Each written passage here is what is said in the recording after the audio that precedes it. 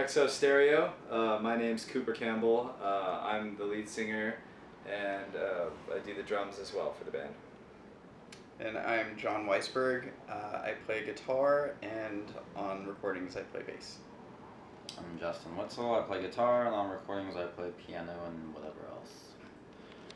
We'll talk about influences coming into the band. Who individually was like your biggest musical heroes? Who really got you to want to do what you do? Definitely Mike Ness from Social Distortion. Spanned Envy from Japan. I'm sure everybody here, Kurt Cobain, Dave Grohl, Yeah. Nirvana, Foo Fighters. The 90s were probably the most influential decade musically for me, and probably all of us. 90s were good. How about Definitely you? 90s as well. Okay. Pearl Jam, Nirvana, and then Deftones was huge for me all throughout my childhood. Deftones, even Korn, and Limp Bizkit was. They were all at Blink 182. Travis Barker from a drumming standpoint was a huge influence for me. Yeah. Along with Chad Smith, Primus was big. And Muse is a huge influence, even though I discovered them a little bit later, but they definitely shaped the way that the music that I like to listen to and how I like to write. Sure, all the Lollapalooza bands and all that. Definitely. That's you. Kurt Cobain, Dream Theater is a gigantic influence on me as far as guitar playing, along with like Satriani, Steve Vai. And as far as like newer bands, Dustin Kensrue of Thrice, the receiving end of Sirens, Glassjaw, basically anything that was heavy that kind of got me into a different breed of music growing up. Sounds great. Now, how did you guys come together? It's the evolution here. Justin and I played in another band, and he contacted me. Actually, I'll pass this over to him because he actually started. Yeah, I met Coop. One of my last bands, when they broke up, I met Coop, and me and him started playing in a band together very briefly. And then I left to go do another band, just as a session gig. And when I came back, I wanted to, just write a record. And I contacted Coop. Within 2 days of writing music together, he basically quit his band, and we made this studio project. And then John, his current band, I don't think he was in one at the time, so I kind of scurried him over to my place and showed him some music, and he was on board. So the three of us wrote the record, and it became The Struggle. So. And how about the songwriting process? Everybody come in with individual songs or ideas that are fleshed out. How do the songs come? It's ideas between all three of us. Some of ideas we came up with all together. Some ideas were from all of our past that just either didn't work with, one of the other bands we were in, or just wasn't the right time for that. But we brought it here, and it was like, oh, now it works. But it still sounds cohesive, and it still works with this, modern era of music. Amazing. Now talk about the new record. Any songs in particular you're most excited about? Any story behind it? What There's it means for stories you? behind all of them. I don't know if we could be more excited about one song than the other. But Give us a couple highlights. Well, I feel like I'm excited about them all. I don't know, as far as When you look at the whole body, if you had to pick one that you want to hear right now, what is it? I think Show and Tell, obviously, we think is our strongest, which is why it's going to be the first single. And then The Struggle, I feel like is, the one that shows off our broader range of what we can do, and our more forward-thinking ideas moving forward as a band. And it kind of encompasses the whole feeling of the record, of it being called The Struggle, the track being The Struggle. And all kind of it's all one big cohesive unit.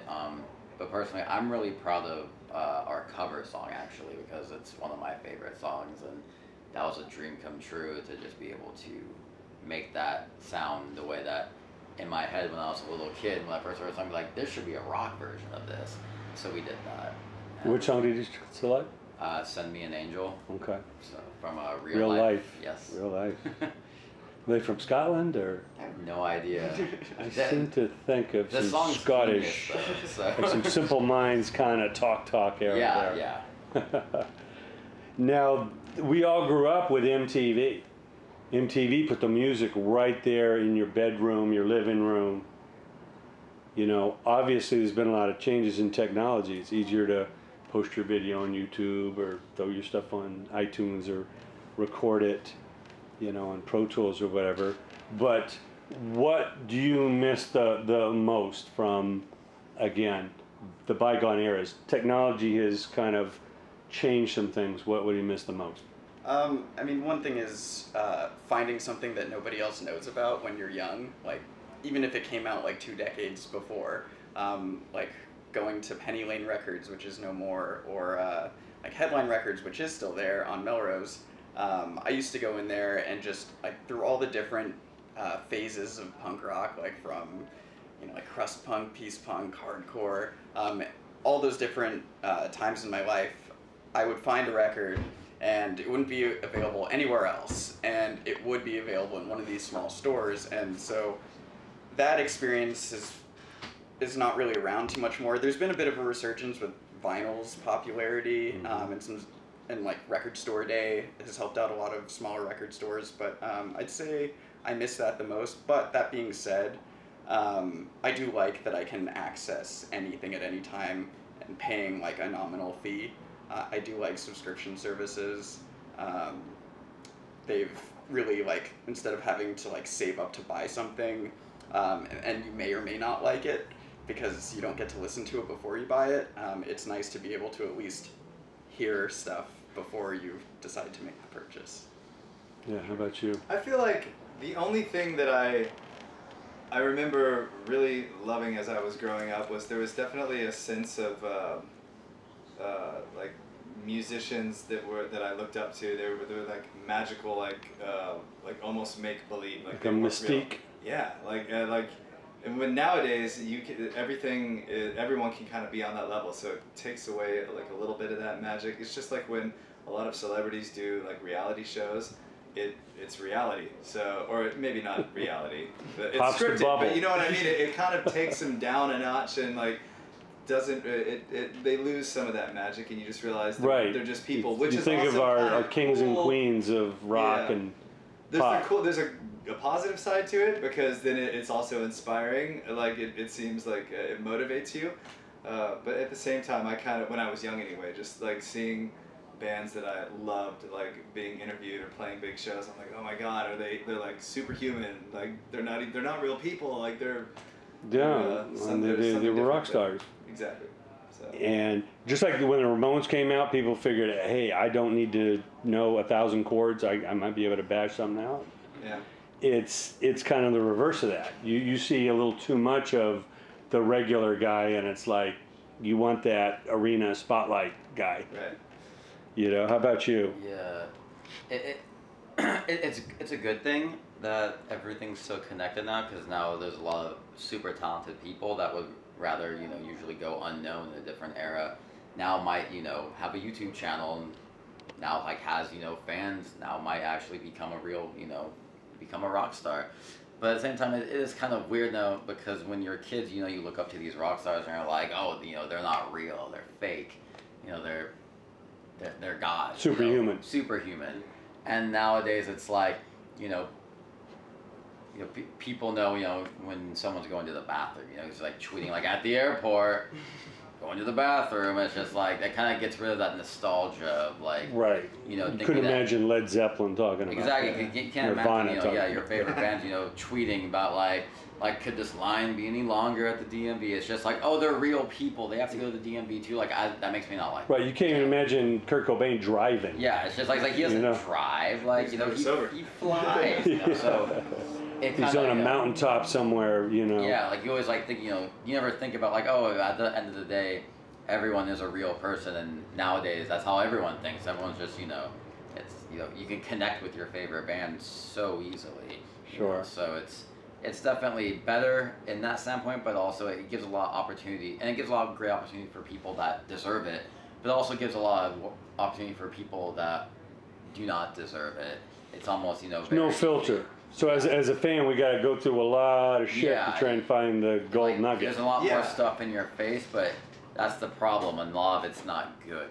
Yeah. So you have to kind of sift through it. Yeah. Yeah, I feel like the bar also kind of got like lowered Lowered. a little bit because everyone else has the ability to make like a professional sounding recording, but then it also kind of got raised because it makes like the ones who are really good have to be really good because there's so many people out there that can make something that sounds good, but you have to make something that sounds amazing to like set yourself apart from everybody else who, because everyone has Pro Tools and like a home studio and the ability to make something that sounds pretty close to professional, like even if they fake their way through it. So you got to be Yeah. the real deal. No question. I mean, it's all about the songs. What do you guys do to try and grow your songwriting craft, or do you do anything special to kind of work on that? I mean, I'd say, like, for me personally, I just try to listen to as many different genres of music as I can to see, like, what's working, what's not working, kind of deconstructing songs that I like in terms of song structure or, like, I mean, basically anything. And it doesn't have to be rock, it can be country. Like, I love Brad Paisley. Some of the best songs I've ever heard are country songs, bluegrass songs, but they're different and they try to achieve different things. So it's, I mean, I'd say just like knowing that I'm not anywhere near, like I haven't reached the potential that I know like we can reach as a band or just as an individual writer, like just anything can always be better. So learn from everybody around you because, there are lots of people who are better than you and you just have to find them.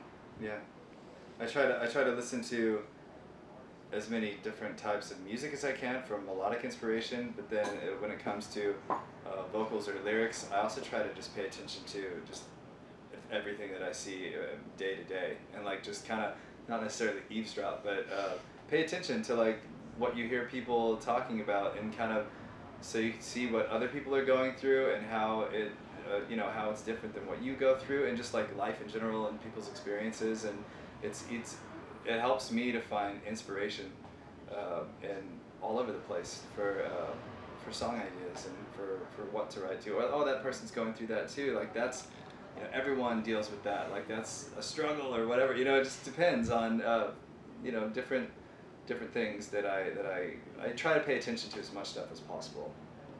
Yeah. How about you?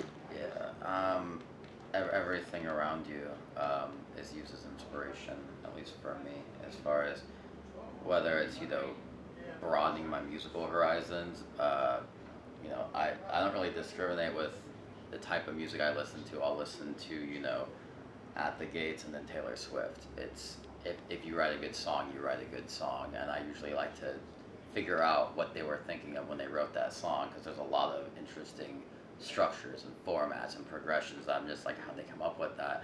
And I try and break that down. I try and figure out what their thought process is, and then I apply that to what my thought process already is. I mean, the beauty of being in so many different bands before we start this one is, we got to, you kind of learn from each member of your band, and if you come from a band, if you come from 10 years of being in 10 different touring bands, like I grabbed a little bit from each person, got a little bit of influence, a little bit of style, a little bit of talent, and just kind of like mold it into like what I am now. Just like I pick a little bit from John, I pick a little bit from Coop, and we all kind of work together, and that's what I think makes it unique. Yeah. Well, after all is said and done, it is the song that we remember, and we might not remember real life, but we remember Send Me an Angel. True. Wonders. Yeah, so the songs can never be, brushed aside. There's a lot of great musicians out there, but people aren't going to go pay to see them play their instrument. And some of these nostalgic tours still happen today because people grew up with those songs. Those songs mean something. So technology obviously is a gift and a curse. We understand that. Everything's moving forward. You got a great company here, Century Media, another Century, behind you guys. What does the road look like? What do you guys plan to do as far as some road work? Anything coming up as far as jumping on any tours or? We're in the process of building our team as far as management and agents and all that other fun stuff that comes along with being in the band.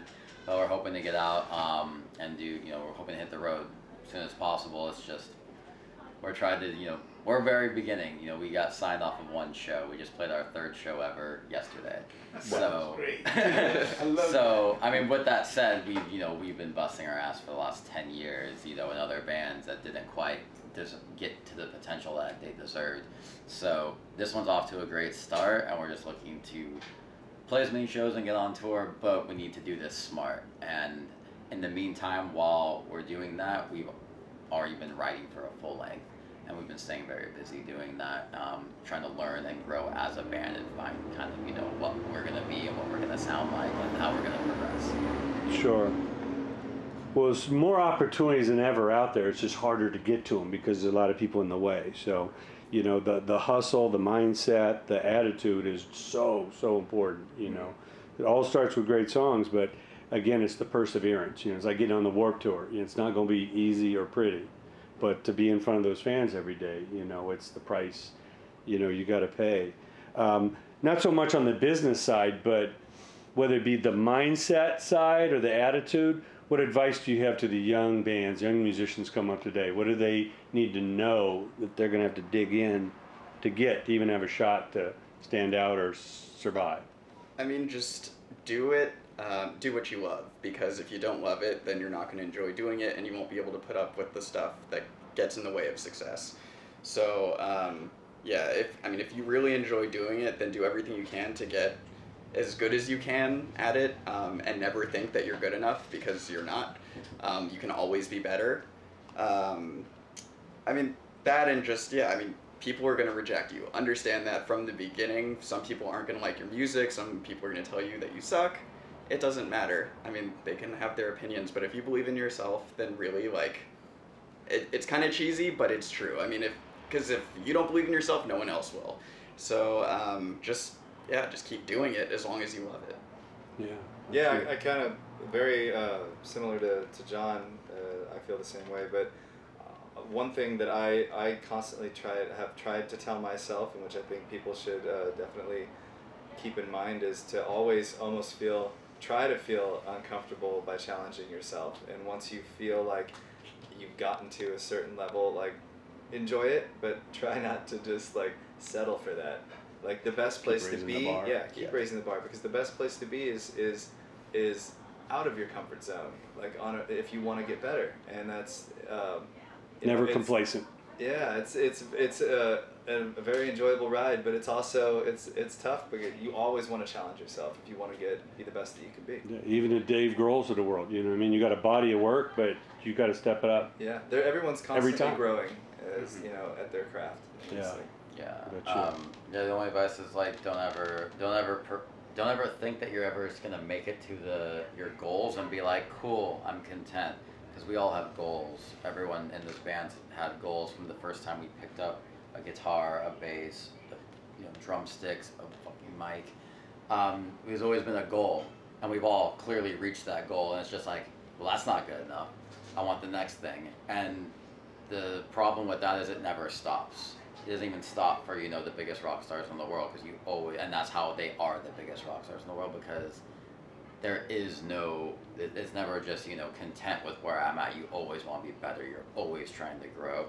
And that's just that if you don't have that mindset, then, you're not going to go anywhere aside from, you might have something. You want to be the best you could be, that's for sure. Exactly, yeah. The finish line keeps moving, If you think you can get to it and coast, you're in the wrong business.